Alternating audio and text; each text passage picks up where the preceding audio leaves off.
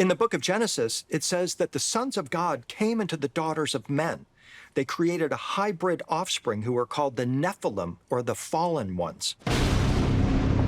They're referred to as the giants or the mighty ones, and some believe they were between 8 and 15 feet tall. This is handed down not only in the Bible, this is also handed down in Sumerian languages, that some of the gods had sex with humans and the offsprings were giants. Mythology is full of giants, and we have to look at these old myths with modern languages. Change the word of angel into extraterrestrial. In the beginning of time, extraterrestrials had sex with humans, and the product of this sexual contact were giants. Is it possible that as geneticists continue to decode the human genome, they will find that among our various hominid ancestors is a missing link to enormous beings from another world? Ancient DNA is perhaps, for me, the most important area of study in all of my work, because there is the potential chance here that we could find direct evidence of the ancestors of modern humans. I suspect we will find lineages of a race of giants. Could it be that just like some humans have traces of Neanderthal DNA, there could still be similar traces of alien human giants that scientists have yet to discover?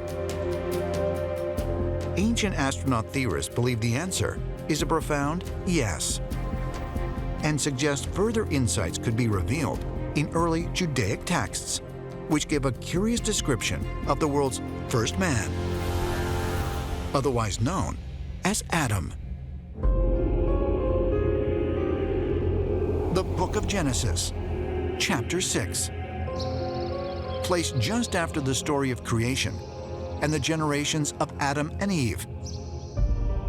This section of the Hebrew Bible contains a curious passage. There is a very interesting teaching in older Kabbalistic traditions that dates back to temple times. Legend states that Adam originally was, by our definition, a giant. That the original Adamic race was not of the same physical stature as we human beings are today. Some claim that the original Adamic race were giants. Is this a legend of symbolism, or is there something actual to it? Was the biblical Adam a giant? Could it be that all of humanity is descended from a race that was of a much greater stature? And that there was a time on Earth when giants were prevalent and humans were the anomaly? When we look at the modern evolutionary cycle for human beings, it's still put on the shoulders of Darwinistic views. So anything that steps outside of those viewpoints is usually greatly challenged. Mainstream science has had a very hard time wrapping their head around the idea that there could have been a lost race, part extraterrestrial, part human. In mythology, the giants were a fact, they did exist. What we are missing are the bones of giants. From time to time, anthropologists found some big bones, but then other anthropologists contradicted it. But definitely giants did exist in the past, and they were the result of a mixture between extraterrestrials and humans. Do incredible megalithic structures, curious religious traditions repeated in culture after culture, and reports of enormous human remains represent the remnants of a lost civilization of giants?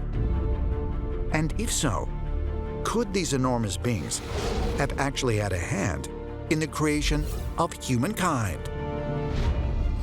Perhaps one day soon, conclusive evidence of the link between humans and giants will finally come to light.